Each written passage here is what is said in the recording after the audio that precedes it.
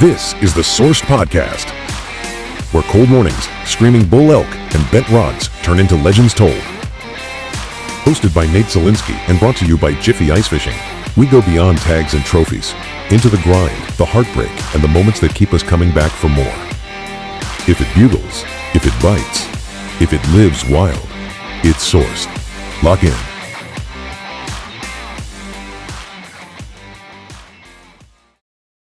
Welcome to the Source Podcast. I'm your host, Nate Zelinsky. This podcast and every podcast officially brought to you by Jiffy Ice Fishing. I tell you, we're super excited about everything that we have in the works here at Jiffy Ice Fishing. I tell you, talk about exciting. We're excited to talk to our guest today. We have Mr. David Harrison on. How are you doing, David? I'm doing fantastic, Nate. I'd say David is a very unique guest on the show today, simply for the fact that he approaches fishing with a different mindset than a lot of anglers. He's also had the availability to pick the brain of literally the best anglers here in the country. So it's pretty unbelievable. David, you started your fishing career as an engineer, right? So you came from an engineer background mindset, literally a legit rocket scientist, and you approach fishing and you're like, hey, you stepped on my boat 20 years ago and you were asking questions about fishing, and I could see in your head, you were literally putting that engineer mindset in it. You're like, if I take this water temperature, these conditions, and I do this, I should expect this, like a mathematical equation. And, you kind of learn like, hey, fishing isn't quite like that.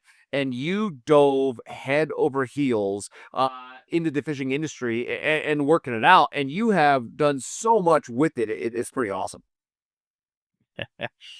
Yeah, I had a fly fishing background at that point, and then I never realized that there were, we'll call them boat guides, up in the mountain reservoirs of Colorado. So I had fished between Spinney and 11 Mile on the Dream Stream, and even guided on that stream. But and had fished the lakes in my tiny Coleman crawdad, which is probably not a great idea when the wind comes up. But in any case, the lakes didn't quite make sense with all the articles I had read, especially about pike and comparing stream trout versus still water trout. So yeah, I came onto your boat really looking for information, but having that guide background, and then really saw how innovative you were. Again, compared to every article I had written or had seen at that point.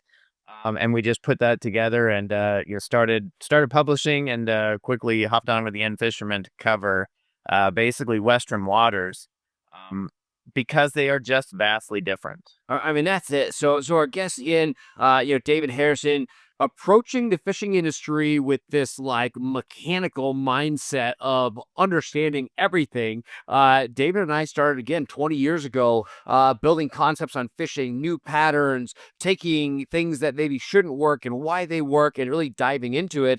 And since then, now, yeah, you're pretty much a full-time writer for End Fisherman.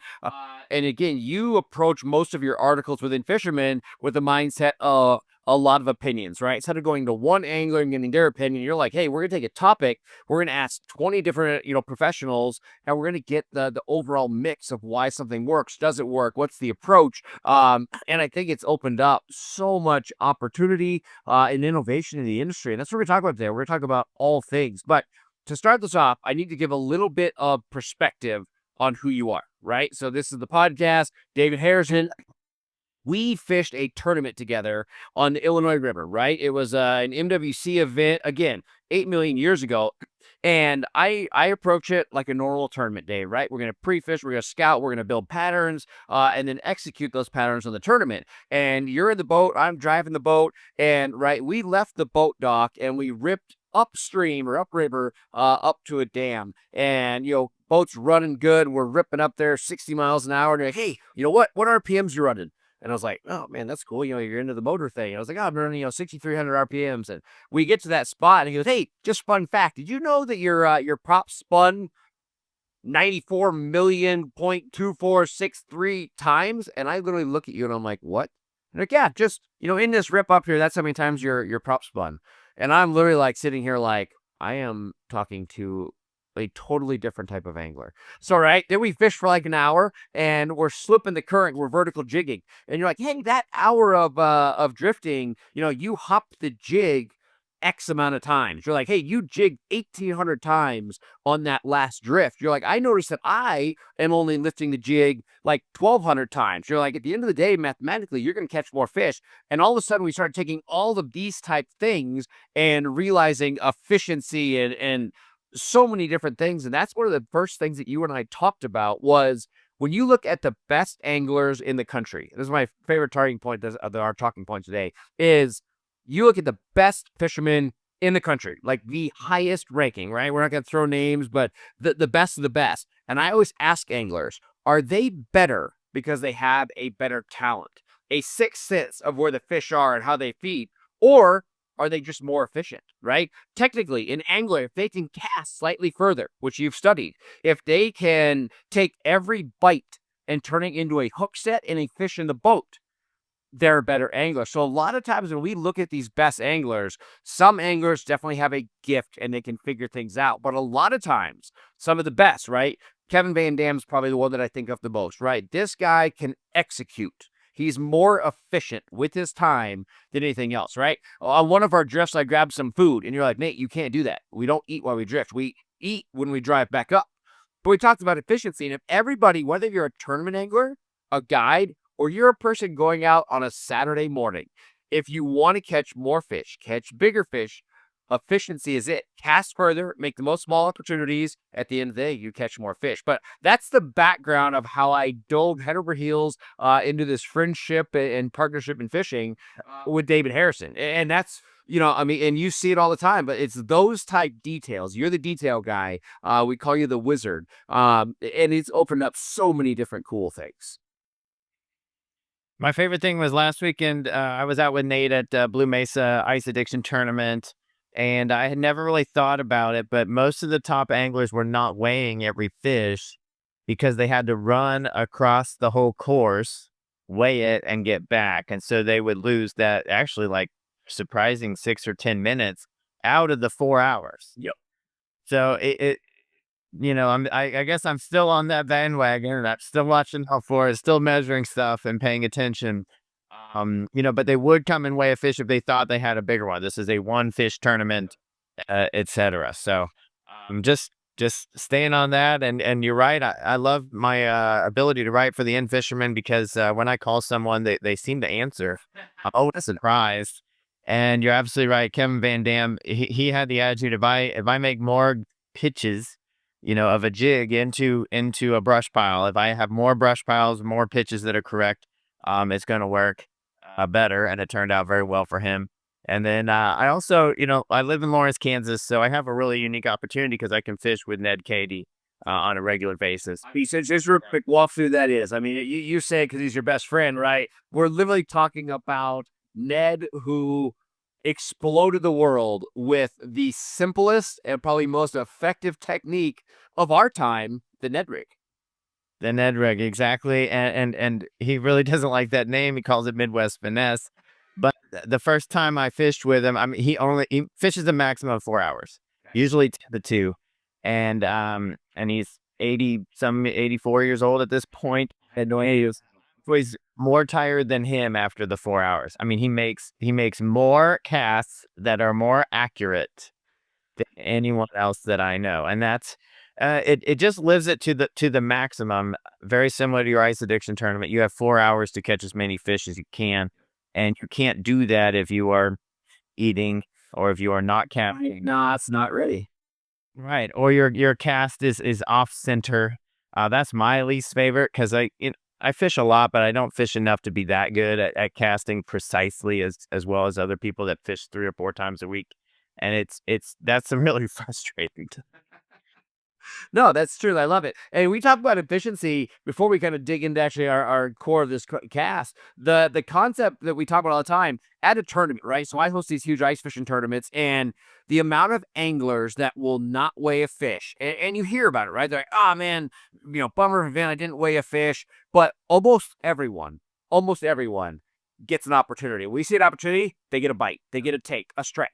So vast majority of people get a take, whether it's 1, 2, 3, 4, and they just don't realize because it's so, as anglers, we're so used to missing fish that we don't even think about it. A missed bite to us isn't even a thing. You're like, nothing happened. But in reality, in a tournament, if every bite turns into a fish on the ice, all of a sudden your odds go drastically up. In the tournament situation, there's a lot of tournaments, whether it's the fifth fish of a bag or it's a one fish tournament, but oftentimes one fish can make a drastic difference of a great day or a great tournament or a win or a championship, and making the most of all opportunities. If every angler went out and counted this, because nobody does it. But if you went out on your average day of the water and you just had a notepad or on your phone and you were like, all right, every fish I missed, mark it down. Every fish that I stick and I lose, mark it down. Every fish that is a bite to fish in a boat, I think most anglers think we're pretty good. And the average angler is like 50%, maybe 60%, but I would say that's being generous. When everyone's like, I'm good. I turn every bite into a fish in the boat or a fish on the ice. And it's not. Most anglers aren't there. You build that proficiency, I tell you what, you catch a lot more fish, you catch a lot bigger fish. Yep, and this is the hard stuff to put into an article. So I'm really glad we're talking about it on the podcast.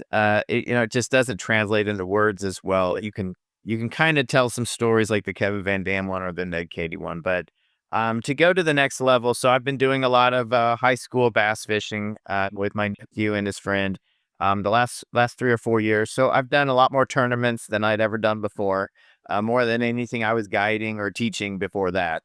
So, absolutely, we have a job or a goal of every fish in the boat, even during practice. See, the craziest thing. So in Kansas, we have a lot of non-bass species: white bass, crappies. We've caught flatheads. We've caught blue cats in tournaments. This is a regular event for us to catch something other than bass. Usually, we'll catch 40 to 50 fish and probably 5 or 6 bass. Okay. So that is a normal ratio here in Kansas for us. But you do not know how many times I've had a junior high or high school kid say, it's not a bass. And then they relax. And I'm like, it's a bass until it's touching the carpet in the boat, not going to get away. So Because then they will say, oh my gosh, it is a bass. And I'm like, you can't have a different mindset. And you learn that junior high and high school kids do not have the longest attention span. Yep. Or ability to focus, especially compared to a 20 or 30-year-old, etc. So No, I love it. I love it. So as you're focused on the high school, which I love because you're at the developmental skills, or setting those skills, set forth everything, right? It's technique, it's skill, it's the tournament mindset, it's the concepts behind that, and then you're writing for In Fisherman. Right now, in your head, what's the topic that you're working on, right? What are you thinking about when you think fishing? What's on your brain right now? So you and I and a few others, Joe Okada that you had on here, just turned in an article on how forward-facing sonar has changed, and having multiple, we'll call them stations, of your forward-facing sonar on the boat. So I did interview Joe. Joe used to have, I think, 4 or 5 transducers on his boat, mainly to track trolled lures. Yep. Because if you're going to have, if you have a 2-rod limit or so, you could put one of those on each of those lures. And he was watching the fish come up and eat, and what it took as you trolled multiple crankbaits or live bait to get bites. Yep. And what he has done is transition from that to a 3 transducer setup. So now he has 2 on his trolling motor. Yep. He's no longer trolling anything. He's absolutely 100% casting. We had that talk just, it's crazy to go from that walleye mindset of setting, Green Bay 3 lines per angler to strictly casting. But anyway, keep talking. It's just crazy to me. Right. And one of those is forward facing. One of them is in landscape mode or panoramic mode, depending on what system you have. And sometimes he puts them both forward and a little bit off, so he has a wider beam. Then he has one at his console. So when he's looking at and mapping structure, he has 2D, he has side imaging, he has down imaging, and he has forward facing sonar. Just really as his eyes and ears trying to figure out what is going on in the ecosystem. So even that change, I'm sure nobody on this podcast has had 5 transducers on their boat. You don't even have 5. Going to that limit and then coming back and still keeping dialing it in. Most of us don't have 3 systems either and spread out like that. And then I interviewed all of your guides and they all had different systems. But the goal is to have everybody on some sort of forward facing sonar, someone to have that ability to find the fish and track your lure and to make that presentation to get the fish to bite. And as a guide, you're going to do some trolling and you have that ability to flip it backwards and look at those lures that are behind you. You have the ability to cast and track the lure at multiple levels or multiple locations. And it is really interesting to again go around the country and see how people are set up. The other interesting one was the ability to see even large 6, 8, 10 pound walleyes in 2 foot of water. Yeah. And moving that transducer up so it was just barely under the surface so that you maximize the ability to see in that shallow water. And then everybody to a T says it's just fantastic and really fascinating to watch the fish eat. To me, people ask, why you ever go ice fishing? I'm like, because you can look down the hole and watch the fish eat. Yep. Either in our clear water, I mean, you took me pike fishing in 20 foot of water where you could see the bottom. And, or on your Vexilar, just watching how fish interact with your lure, even on a Vexilar or a sonar of some sort, and everything in between. Maybe you have a camera down there, etc. So the ice fishing had always allowed that sight fishing. Now, you remember my background is fly fishing guide. Everyone loves a dry fly. To me, every presentation now is a sight fishing opportunity due to this sonar. And as an angler, it's just fascinating. I don't care if I catch more fish or not. I am watching the fish feed, and everybody loves top water and dry fly fishing for that reason. I mean, that's it. It just adds that other kind of aspect of it. It's huge, right? It's like wild turkey hunting is so big, right? You add the vocability on top of the hunt. Anytime you add one more little step, it grows it up. So I don't want to dig too deep into this concept, but I do want to talk about it. So, right, you have bass tournaments that aren't allowing forward facing sonar, right?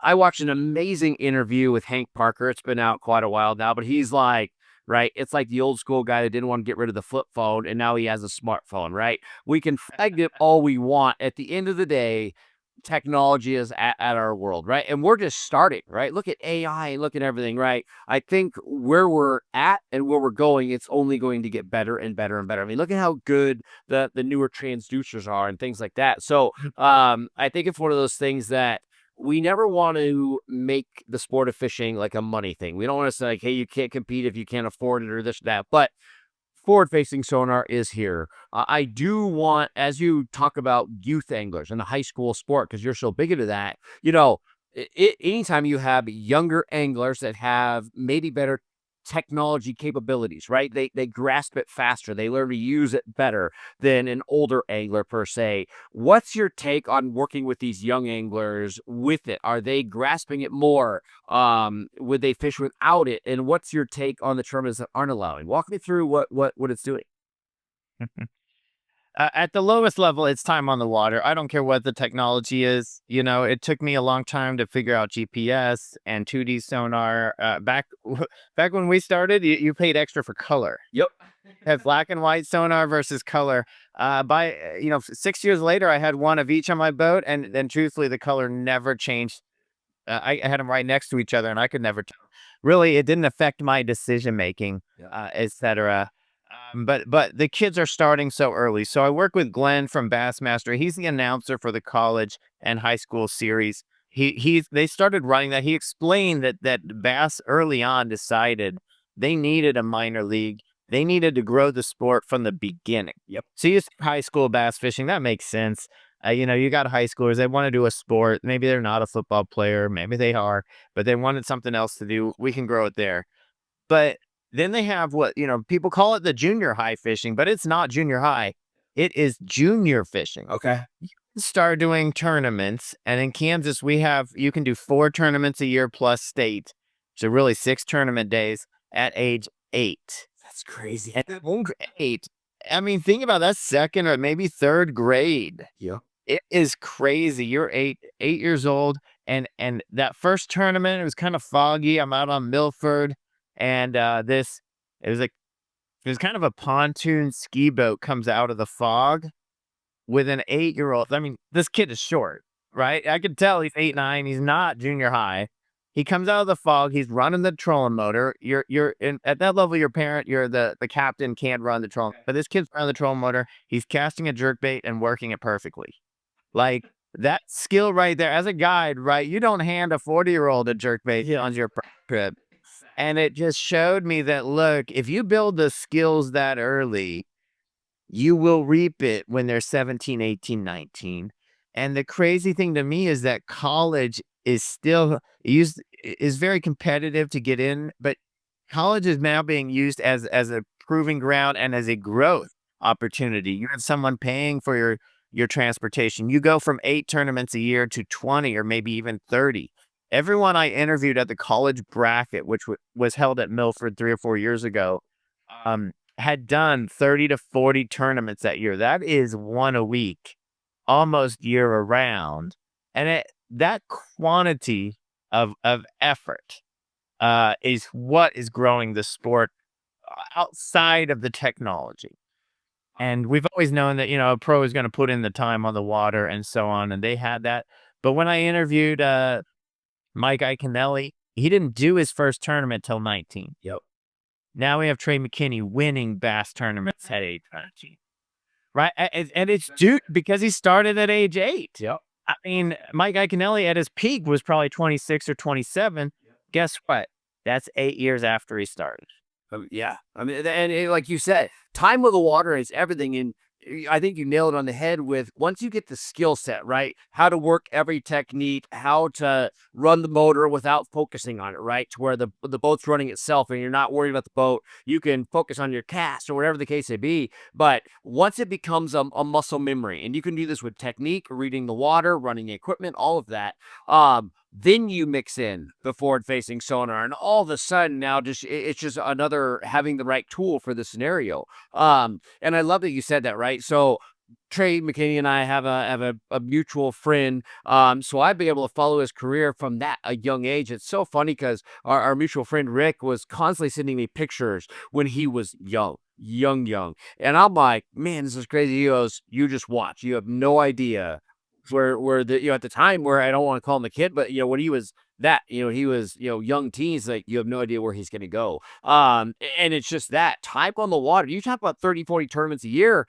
You're not only building skills, you're learning the ins and outs of tournament fishing, right? Working with teams, you're learning how to, hey, when my plan A, which is flawless, falls apart because somebody beats me in my spot, how do I rebound from that? All the things that come with tournament angling, which a lot of it turns into a mental aspect as much as an actual aspect of catching the fish. When you're doing 30, 40 a year, nothing outweighs that. It is so powerful in building those blocks to becoming the angler that you are.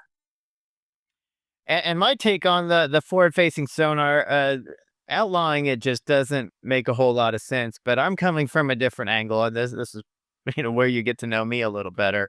I asked the question first. Why is fishing on television? Because we're competing actually with basketball, football, hockey. We'll call them other sports games. We got the Winter Olympics coming up. Why are we watching Winter Olympics? Why do we only watch them every 4 years? Things like that. I mean, really, at some point, bass fishing was always the Saturday morning cartoons before the football or the baseball or the major sports came on, because it was best to cover early in the morning. And as the coverage of the tournaments has gone, it's been fantastic. And MLF came in and did their live coverage of every cast basically. So we're on there for that, but we are not basketball or football. It is a hide and seek sport. It is not a team sport. We're not highlighting our ability to work with someone else. It's our ability to find the fish, whether that's in practice or during the event. It's our ability to make casts more accurately. And people want to see, let's say they're rooting for the sport and they know all the players and they're playing fantasy fishing and all that stuff. They want to see who wins. But strange enough, people don't watch football to learn how to play football. 99% of people watching football have never played it. That is so crazy to think about that difference. And Saturday morning, if I'm not fishing and I'm watching fishing because I want to learn how to fish. And our friends, from the Next Bite have made an entire career teaching people the techniques of walleye and muskie and other types of fishing. And those techniques are what we want to see. And as more online videos have come about, we are looking for techniques. The top 3 lures for this month, where to find fish in April, where to find bass, where to find walleye, and that is separates us from the other sports. The other thing is this progression and this innovation. They can't change the height of the hoop. They can't change the ball. There's only so many ways that you can get separation on a receiver or a cornerback. There's very little innovation going on in those sports, but fishing is driven by innovation. 100%. Need that slow depth to take over the Lindy rigging. And then we need the forward facing to take over the slow depth, because that is where we are going. My wife was the funniest. She's like, well, why don't you have a rowboat with 20-pound tests and a red bobber competition? Because that's fishing. That is more like basketball and football Would be. than what we do. We celebrate when someone finds a new lure or invents a new technique. We celebrate because we're going to go buy the stuff and use it later that week. Yep. And that is why people are watching fishing, and that is why it's on TV and the money making that it is. I mean, you and I love to be out in the outdoors. We're more educational, but to me, if you set rules to the event, then you are taking away that innovation, and it's turning into more of a football and a basketball. Who can perform in this? Yeah. Now, ice addiction is a little bit different because you have to perform in this area. But in a lot of ways, what you're doing that is to reduce the cheating or any have people feel like it was a fair event on the ice, and there's other reasons. But in any case, think about that when we're trying to do whether we're going to backslide on some of these rules. I mean, I'll go back to the Alabama rig. The fish learn faster than us. Yeah. I mean, it caught a lot of fish in a few tournaments right away. It sold a ton of lures for the people that were promoting it, which is great. Another reason it's on TV is because people have money and spend money on the sport. Yeah. No, and that's so unique because, again, when we watch sports, no part of it is what cleats are they wearing? What ball is that? Absolutely nothing about it is a performance level or base learning how to do. Oh, do you see how we threw that ball next time we're out? We just don't do it. But fishing, that's all we care about. We do Ike and Ellie made his name. He was high energy, and we loved watching that. It brought entertainment to it. But all the entertainment value of fishing is a bonus because the true concept is the education. What do they throw? What's the new bait? How are they working it? All of those kind of things. And it's changed it. And that's where I think forward-facing sonar has even helped that, because all of a sudden, how we used to work a bait or a bait that we used to use, now all of a sudden we are doing a lot of things differently because we're like, oh man, I never knew that the fish approached like that. I didn't know when I overworked the bait, they deterred and they went away. And we're learning a lot. And I mean, it's like anything, right? The advancements of technology are amongst us in all aspects. We don't choose to drive an older car because we're like, I don't think it's fair that I get on the highway and get great gas mileage and have a lot of power, right? I think it's fair. The entire world is built on that innovation. And it's did. And I do see that younger anglers, you know what I mean? I mean, Trey McKinney, he's half the reason for all these discussions because he's an amazing angler. In my opinion, he's one of the best anglers ever out there. And then he's technically capable, and you throw those together, and it's just unbelievable. I think a lot of people, really put these younger anglers at an advantage by going with technology. Everybody can use it. It's just one of those things that if you want to compete at those levels, you're going to have to do it. You know what I mean? A great friend of ours, Cavallas, right? Keith Cavallas, Walleye Pro. I fished with him down in Florida, and I mean, he's cutting edge with it, right? He's on TikTok. He's editing his own videos, and I'm like, man, Keith, you embarrass me that you're so on top of this. So it's living proof that everybody can use it. It's just one of those things that it's not going anywhere. I think so many old anglers like, this is a fad. It's not going to stick around. It is here. It's definitely not going anywhere, and I love it. We talk about this with my kids all the time, right? Now on the boat, they love fishing. But now that they have forward-facing sonar, they won't make a cast without seeing their bait, right? So it's helped the younger side, the youth side, because when everything is at our fingertips, technology, just instant gratification is the world that we're at. And now these young anglers that get to interact with forward-facing, it's drawing them in. So it's taking a youth angler that enjoyed fishing, and now they love it because it's bringing on that technology, that instant gratification that they oftentimes look for in activities and life. So I think all aspects of it are amazing in those regards. I mean, we had the same argument in fly fishing over the strike indicator, which AKA bobber at some level. You can't Right. do that. Really sensitive. The check technique, which has this coil of monofilament that you can see move when it takes. So what's the difference? And at the same time, a trout is not always going to hit the top water dry fly every day. Fine, if you want to be a dry fly angler, fantastic. My kids spent a month in Japan this summer, and our friend Mason Chapman, Brett Chapman's son, spent a month, and he said there are anglers over there that will only use antique lures. Okay, all the better for them, right? You're limiting yourself. You want to go throw a zero spook all day, and or an old chug bug or something ancient, you know. Go for it. That's your idea of fantastic fishing. We're not going to take that away from you. But as far as the top end of the sport, you want to see where the biggest fish are. You want to see what they're doing to catch them, and you want to see who is doing that the best. And it's the comment. I love this conversation because we talked about that. Why are the young anglers winning? Because they're starting at age 8. Yep. They're starting tournaments at age 8. Here's the other thing that I've learned from the high school fishing. So I took my nephew Sam Keeley is really, we were anglers of the year last year here in Kansas for high school. We've been state champions in the juniors as well. I used to fish with him once a year on his birthday. Okay. Now that we joined Bassmaster, we're doing these tournaments. We probably fish 15 to 30 days a year together. Huge. We made that effort even when he couldn't drive. Now he can drive. Now he has his own boat. Now he's like not even asking me to go because I slow him down, right? He's learning. He's in that learning period. So think about that. If he didn't have these tournaments, we didn't have a reason to get there. We live 30 minutes apart, Nate, and we both love to fish. We should have been fishing more, but this is what kickstarted it. And in my article that I did to cover all these new anglers in the End Fisherman, really focused more on anything that it's about a captain, whether it's your friend that took out Trey. I don't know how many days they went out.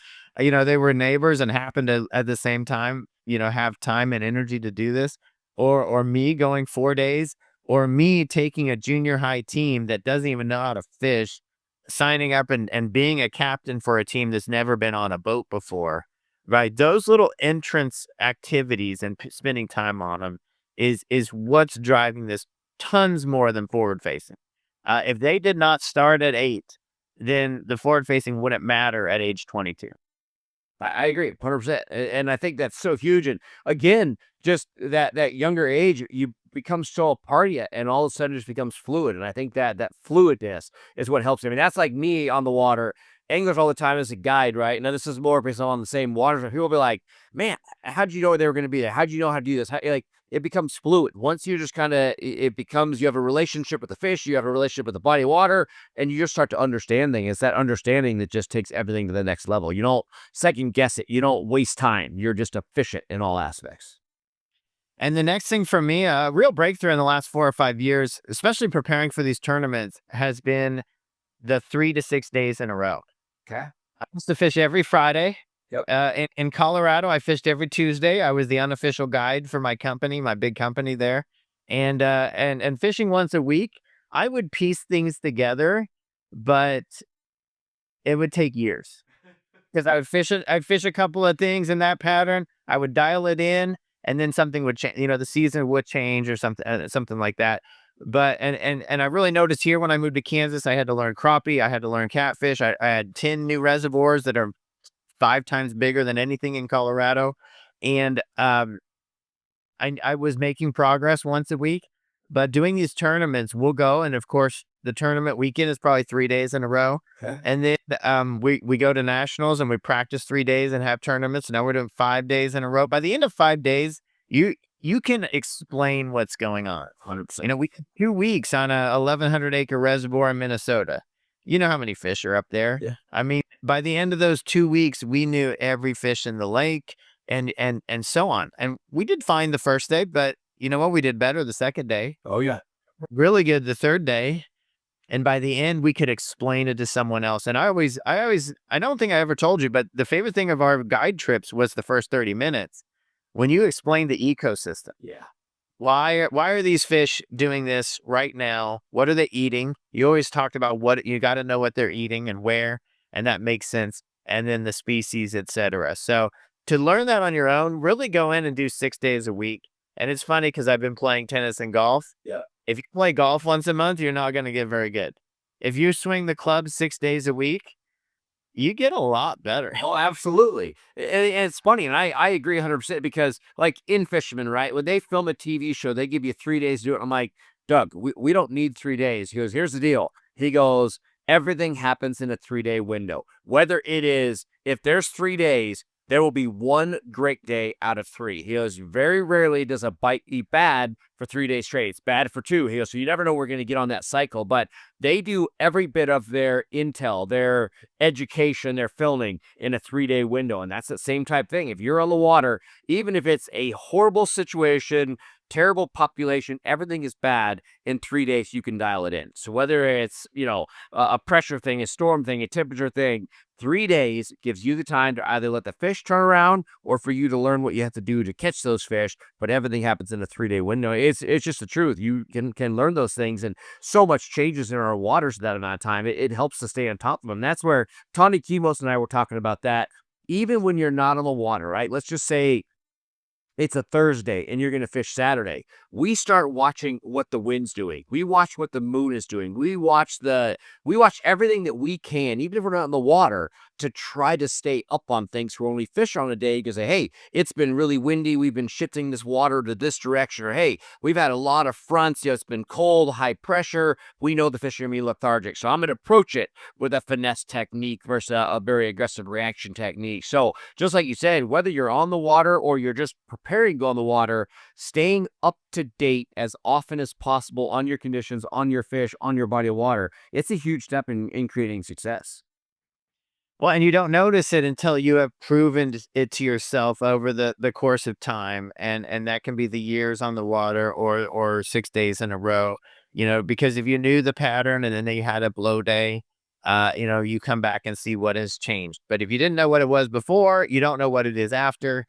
And watching that ice addiction tournament, you pointed out there was a 1 inch of mercury change in the barometer.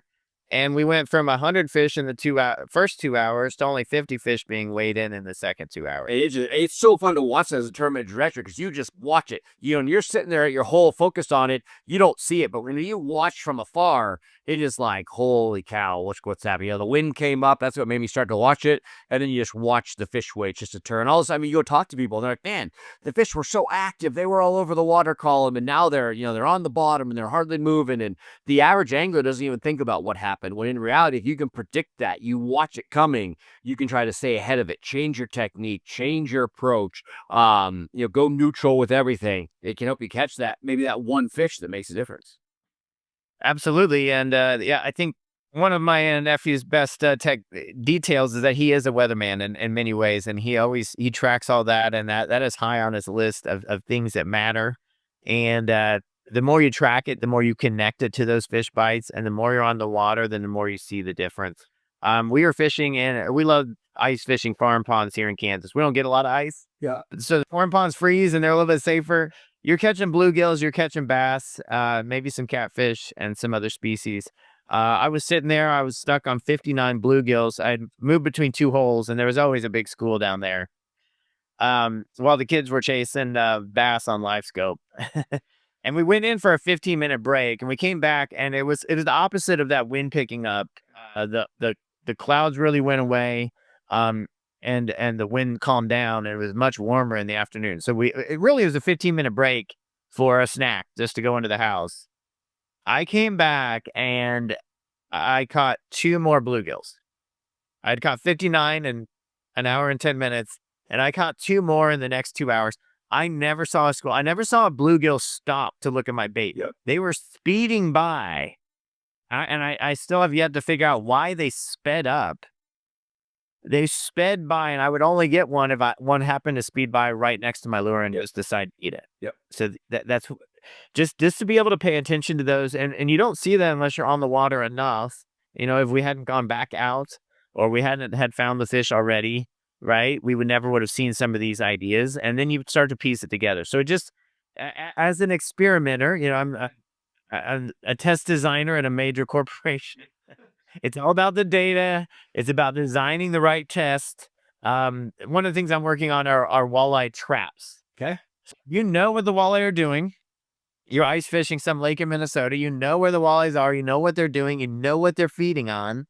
How do you set the best trap given your 2 lines? Yep. Right? Are they by a weed edge, and are they moving along the weed edge? Are they hiding in it? Is there enough above the weeds that they're moving through it, and you should put your tip up along the weed edge, on the weed edge, or off the edge, because the bigger ones are not quite exactly on the weeds. And Corey Schmidt did a great article on how to set a trap for these basin walleyes that we're using forward-facing sonar on our boats. Okay. How do we catch them on the ice? Because you cannot say, hey, there's a fish 30 feet over there, go drill a hole, and they'll still be there.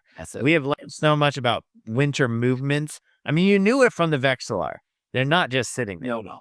I think how much they move, I think, is really opening our eyes with forward facing. Right. And the other thing about forward facing I love is how many fish are out there. We have so many crappies and catfish here in Kansas. You used to pull up to a tree and you could kind of watch your lure on 2D sonar under your trolling motor. And a fish would come up and it would chase, just like you're ice fishing. Yeah. You never knew there were 45 crappies on that tree. And now you do one glance with forward facing, you're like, oh my gosh, there's like 50 crappies on that tree.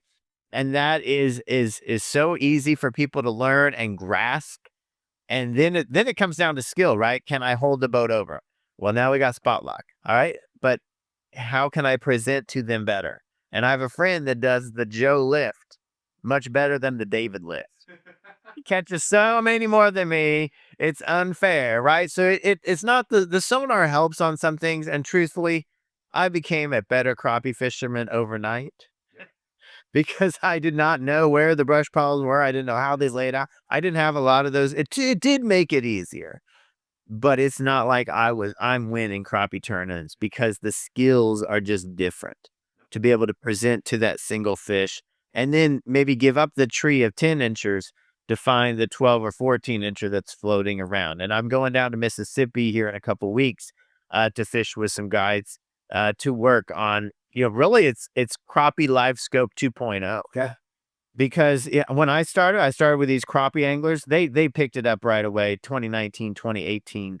And they were so good at using it because crappie don't move as fast as other species. They kind of do float out in space. Yeah. And if you see a 2-pound crappie just floating into space, you have time to move your boat and then make a perfect pitch to it and drop the jig on it and hold it there. And all the techniques that they grew on that almost are old school, like everybody's using them now. So how do you innovate past that? I'm really interested to see where that was. The last article I did, it was the crappie breaks, because now I can go 3 miles an hour, find a crappie and stop without going over it. Yep.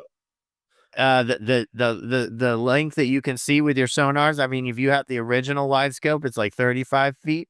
Now we can see 70. Yep. So those 2 innovations, guess what the next thing was? 18-foot rods. Because you can then have, if you see one at 18 foot, you don't just pitch to it and go past it. You can pitch to it and hold it right in front of its face. Yep. But 18-foot rods, you can't make those out of fiberglass. So it goes back to the innovation from the 80s to 90s, going from fiberglass to graphite to these new materials, to these new designs. It's fantastic. And guess what else these 18-foot poles are designed to do? Flip the crappie in the boat so you don't have to net it. So we're back to efficiency at this point. That's it. Just like we started the conversation with. Just literally everything. And it's taking the skills with the technique and just swinging it all together.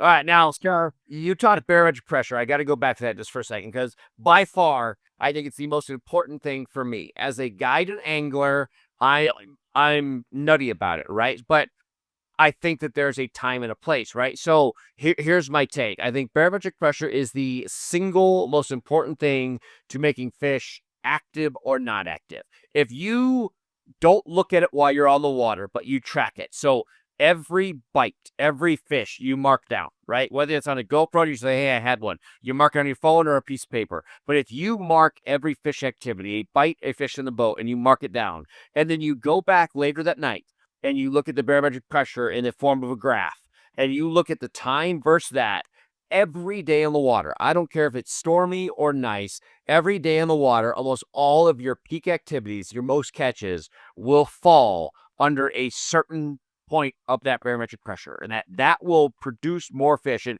once you do this, it will blow your mind, right? You don't trust me? Go look at when babies are born. Look at crime rates, right? All of this stuff is around moon and pressure, and it has an impact on life. I don't say when it makes a major impact on fishing. But people ask all the time, we'll be on a guide trip, and they'll be like, hey, what's our pressure? And I'm like, I'm trying not to look at it because if I know it's bad, I won't change as much. I won't look for the fish as much. Like I literally can talk in my head and talk me out of working extra hard. Because if I'm like, oh, there's no point, we're not going to catch them. So I try not to look at, but everybody asks the same question. Well, then why do you watch it?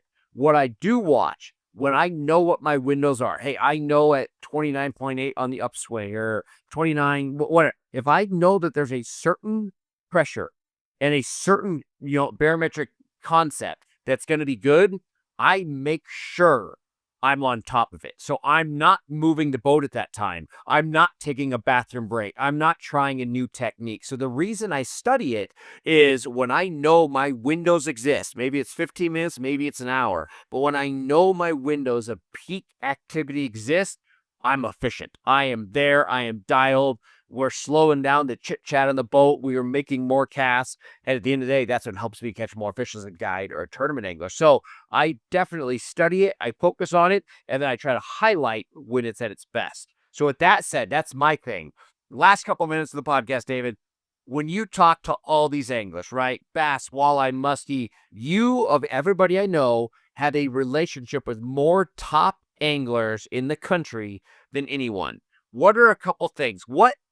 What's a thing that makes an angler better than somebody else? Or what's something that people focus on? I want you to talk about the best of the best. What are little skill sets that people have that you think separate them from other anglers?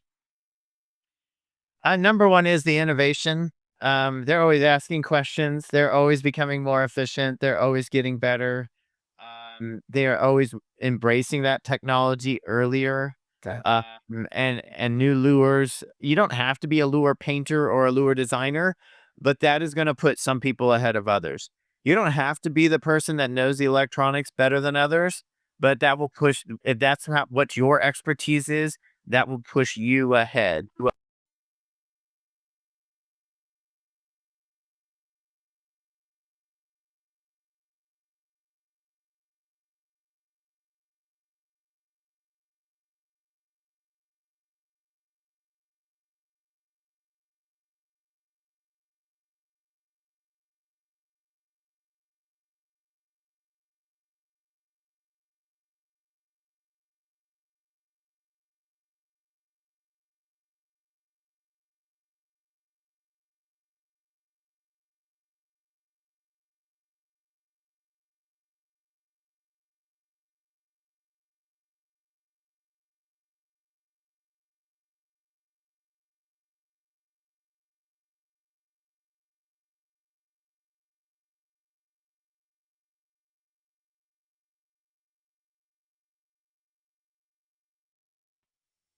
Check, check. This David. Yep, I gotcha. Okay, 1 second. All right, Chris. So we've been talking 48 minutes. I'm going to talk to him till right at 10:45. Text Shooter and tell him we'll bring him on at like 47. Okay, got it. Make sure that this didn't drop. You can still hear our guest? I can still hear him. He sees me. Everything's good. I can hear him. Yep. Okay, perfect. We're still recording, so just go ahead and pick up from where you left off. All right, you know where you're at, David? You want to start or you want me to begin? Lead me in again. We'll just do it. That'll be smoother. All right. So, of all the anglers that you talk to, what is a skill set that sets them aside or makes them better than everybody else out there? I really think it is the innovation. I think that if you come up with a new idea in fishing, you are going to push the limits and you are going to figure something out, and that will get you more chances at bigger fish, which is how we measure success in these tournaments. But as you and I know, there, if you're not a tournament angler, you might run a better business. Yeah. I mean, JR Lures, very innovative. He'd never made a lure that anyone said that's what I would have made. He made lures that what he thought would make, and guess what? They are better than the previous version. They are. And so on. We wouldn't be where we are if the rod makers didn't improve the actions and the materials and the build and even the ergonomics of the reel seats, etc.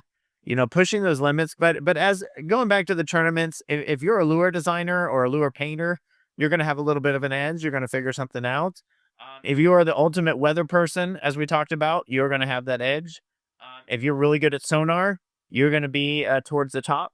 You don't have to be, because the other thing is, if you are good at fishing from 6 a.m. to 10 p.m. every day, because you don't even care where you live or eat, or you're just eat, sleep, breathe fishing, and you're sleeping in your truck.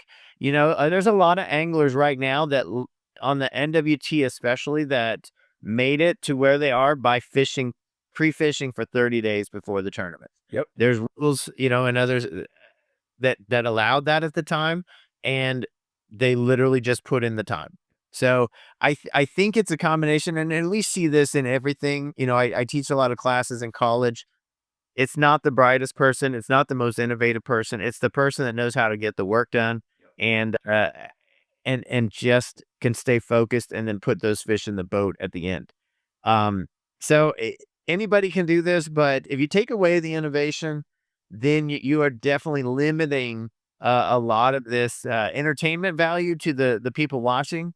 But also the skills of the angler are not going to come through. And I agree. And you look at that, and like, unfortunately, in this sport, right, our fish get educated. It is what it is. I mean, we're targeting.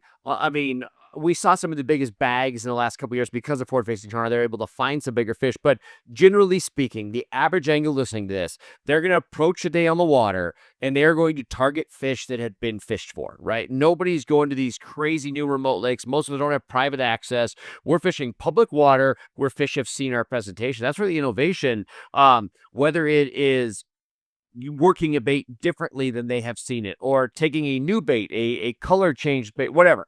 Being able to innovate to something that the fish have not been presented before. They haven't seen it. They haven't seen it in that way. Oftentimes triggered a bite, and that's what leads us to success at the end of the day. So I think that's probably is one of the biggest sets. And to me, it comes back to efficiency, right? You still have to find them. You still have to know what bait to fish, but efficiency oftentimes will outweigh everything else on tough days. When the bite's good, everybody catches fish. When the bite is bad and you only have so many bites, I think the ability to turn every opportunity into a landed fish sets everybody aside. Well, and that's fishing here for bass in Kansas has really taught me that if we find where some bass are living, we will catch one or two in a tournament. Yep. If we find the rock or the areas where more bass are fishing, and we fish fast and efficiently, then we will catch maybe a limit of keepers. Okay. We might catch 5 or 10, and they have to be 15 inches to weigh in the tournament. We might be on to the 14 inchers, but so on. We might still catch and happen to get 15.1s. Yep. So might get a limit. So it took a long time for us to weigh a limit of bass, and then the next thing is to weigh a limit of keepers, and then start culling. And the few tournaments where, and we have 20 or 30 boats of really good anglers at the high school level. We do not see a lot of limits. Okay. So you have 8 hours to put together this. And the one time we culled a lot of fish and most people didn't catch a limit was the time when we not only knew where the fish were, a certain type of rock, a certain type of location, we knew where the bigger fish were. So we had caught them in 20 different spots, but only 6 spots we had caught keepers. So now we're down to these 6 spots. And then that during the day, the wind had them setting up on these little tiny coves in a certain way that by in the last 2 hours, really, we would pull up one of these tiny main lake coves or cuts, and I'd be like, the big fish is going to be there. So, and that allowed us to get to that holding level. So piecing it all together, and to me, that took 9 or 10 days of work of pre-fishing and thinking and going on mornings and evenings, and that amount of work. People don't realize how much work it takes to learn basketball and football. They make it look easy, but we're doing this for one tiny little high school tournament. For us that are not, we're still learning the sport and still really pushing the limit. No, Sorry, how fast can you do that when you do that every week? It's no problem. But in the end, you have to know what they're eating, where the big ones are, and where the big ones are going to set up due to that, whatever is going on there. I mean, it's just a puzzle to put together. All right, and your final thoughts, the future of fishing. What's the next thing? Oh, man. Next thing fishing. Is it technique? Is it sonar? Is it more social? What is the next little phase of fishing? What do you think? I think the biggest problem that I run into, and part of this is, like all the history I've told you, what I'm doing these days is getting people over the hump of the cost of a boat. Okay. So you can buy boats that are well over $100,000 now. Yep. Then you have to outfit it, right? That has always been a huge barrier. I solved it by having a Coleman crawdad with a 45, pound thrust Minn coat on the front. That was my solution. It was $600 back in the day, and so on. But to get people into the $10,000 boat or a $20,000 boat, the number one thing I've been telling people is that you will get the money back that you spent on the original boat. Yep. I mean, except for a brand new boat or, one of the upper levels. But if you buy a used boat that is running and it stays running, you will generally. So you are making a loan. It's not a normal purchase that is depreciating, even like a car. Yep. My boat is now 20 years old. The sonars and stuff I put on it, they have gone to zero. Yep. But the boat is still working. Motor is still working. My trailer is still working. The things like that. And it's been cool to watch the high schoolers learn how to wire a boat. Oh yeah. Learn how to change the oil in a boat. It's very easy. Learn these skills, and then they go and, I mean, they're almost ready to go work for a marine dealer, which they're always running out of people and have a huge backlog. So it's cool to watch them take care of something that they either made. I mean, my nephew paid for half the boat by mowing lawns and picking up poop. Yeah. I mean, that's true. $6,000 right there, and the parents see that work and are willing to match that. And all of a sudden, if you look around, there's so many good marketplaces. You can find the right boat, whether it's 2 states away or not, and get into that.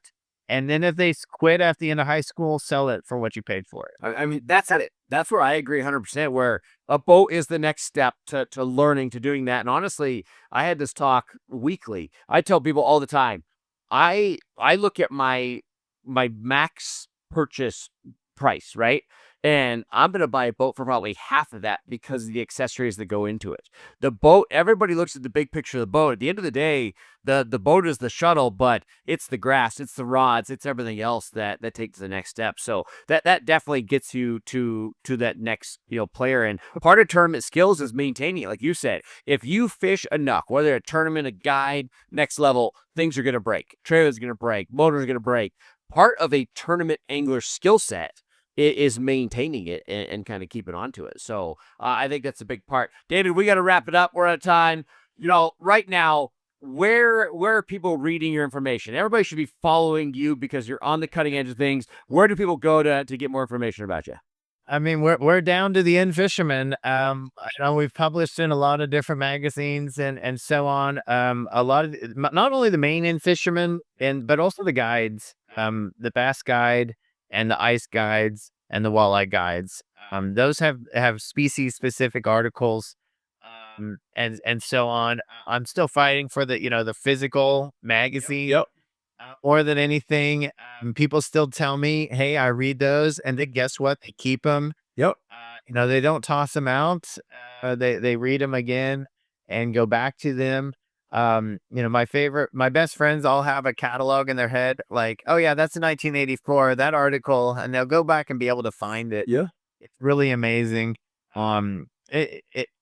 We question at all the conferences I go to on writers whether that's going to go away, but it hasn't, and it will definitely keep changing in the same way that forward-facing sonar is changing.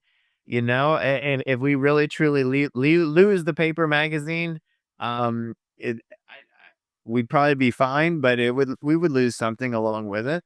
And that's what I'm connected with, but I still I kind of even gave up on a lot of my Facebook posts because I really wanted to put everything into the articles. I love that. That's it. That's where I still get a lot of my information. David, I appreciate it. We'll post everything for it.